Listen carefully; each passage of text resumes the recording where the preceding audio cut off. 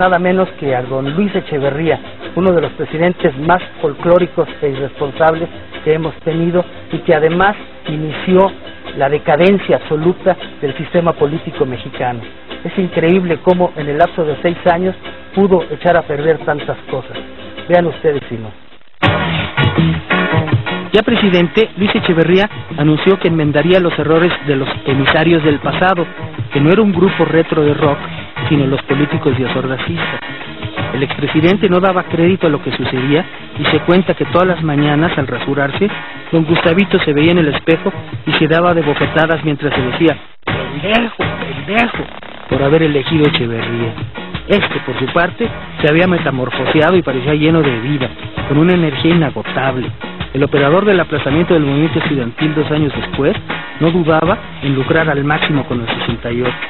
Él era el presidente de los jóvenes, promovió su delirante apertura democrática y armó un gobierno de tecnócratas, los aperturos, como se les dijo. El presidente se mostraba como heredero de Lázaro Cárdenas, pero no mediante grandes obras como la expropiación del petróleo, sino en lo superficial. Le gustaban la ropa y las artesanías indígenas, y por eso, para fastidio de los invitados, en las celebraciones oficiales se servía agua de horchata, de chía o de Jamaica, en vez de los acostumbrados whiskies y coñacos. Llenó los pinos de muebles coloniales y equipales. La esposa del presidente, María Esther Zuno, se vestía con trajes de tejuana, solo que a diferencia de Frida Kahlo, ella parecía mesera de Sambor, que usaban vestidos autóctonos y que a partir de entonces se les conoció como las Estercitas. Echeverría, a su vez, puso de moda las guayaberas. Pronto se distinguió porque el tiempo no le alcanzaba y casi no dormía ni iba al baño. ¡No mea!, exclamaban asombrados sus funcionarios, quienes por imitarlo contenían hasta 10 horas la necesidad de orinar a pesar de que se le salían las lagrimitas. En realidad, a Echeverría le fascinó ser monarca sexenal para fastidiar a sus subalternos. Hacía acuerdos colectivos con todo el gabinete que duraban hasta la madrugada. Ahí tenían que estar todos, haciéndose bolas. Si no, llamaba a sus colaboradores casi al amanecer para verlos llegar con la pijama bajo el traje y chinguiñas en los ojos. Bueno, a trabajar muy duro y también teléfono de medio para arriba y adelante. Pero los efectos del 68 se hacían sentir. Una parte de jóvenes descontentos, sin titubeos, pasaron a la guerrilla. Se iban con Genaro Vázquez, quien cayó en 1972, o con Lucio Cabañas, abatido en 1974, después de que secuestró al gobernador de Guerrero, Rubén Figueroa, gran cacique de la zona y tan folclórico como don Luis. Otros crearon guerrillas urbanas, que a menudo iban a China o a Corea para entrenarse.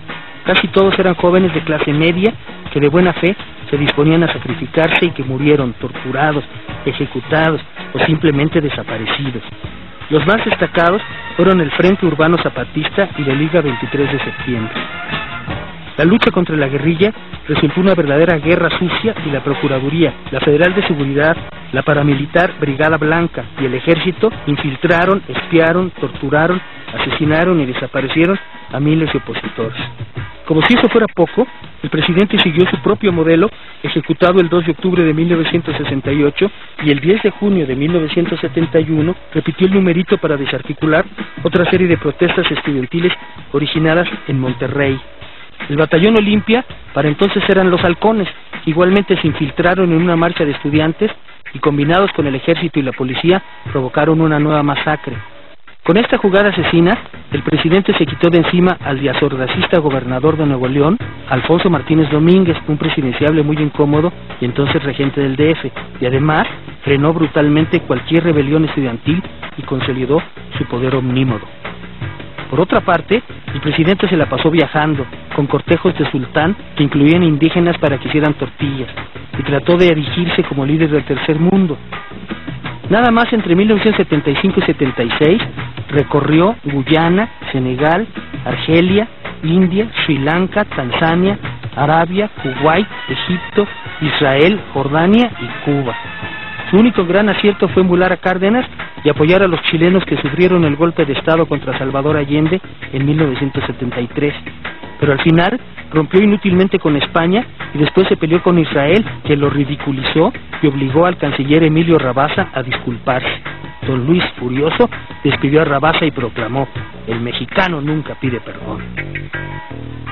Echeverría y su hiperactividad lo llevaron a crear centros turísticos como Cancún, a fomentar invasiones de campesinos con fines políticos, a burlarse y humillar a sus funcionarios, a eliminar enemigos políticos como el líder electricista Rafael Galván, el rector de la Universidad Nacional Autónoma de México Pablo González Casanova y el gobernador poblano Bautista O'Farrill, o a gente suya que no le respondió como quiso, como el joven gobernador de Sonora Carlos Biebrich.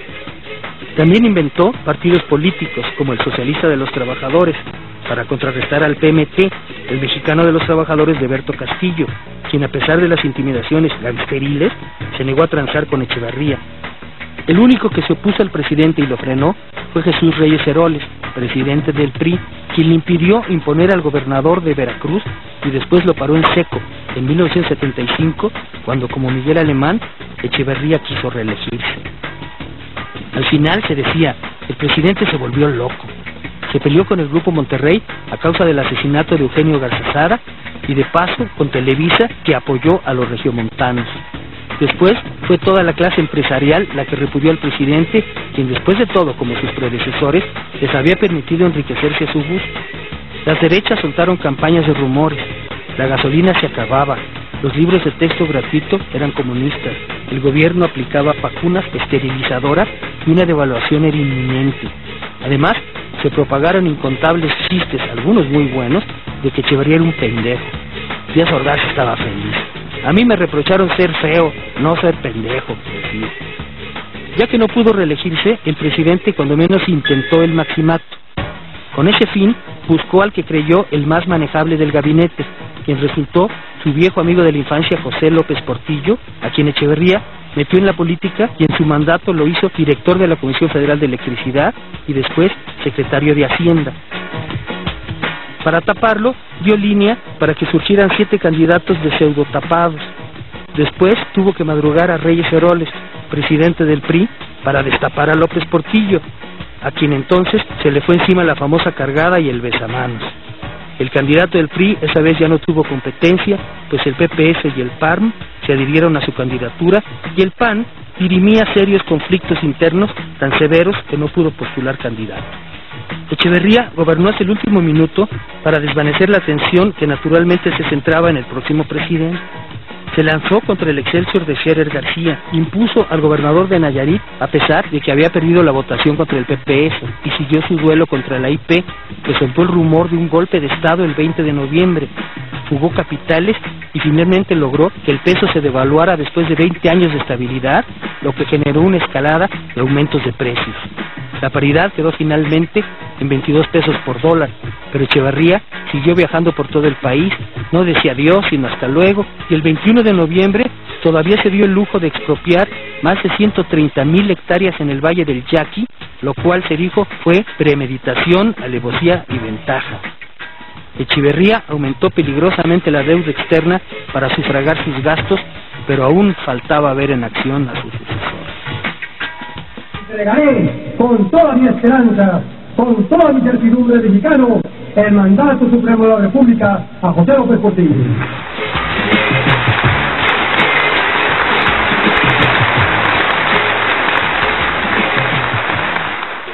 Les agradezco muchísimo que nos hayan acompañado en este segundo programa de Tragicomedia Mexicana. Pues ahora perseveren y acompáñenos también en el tercero, que se va a poner muchísimo mejor, porque seguiremos explorando las profundidades de nuestra historia reciente. Yo soy José Agustín y les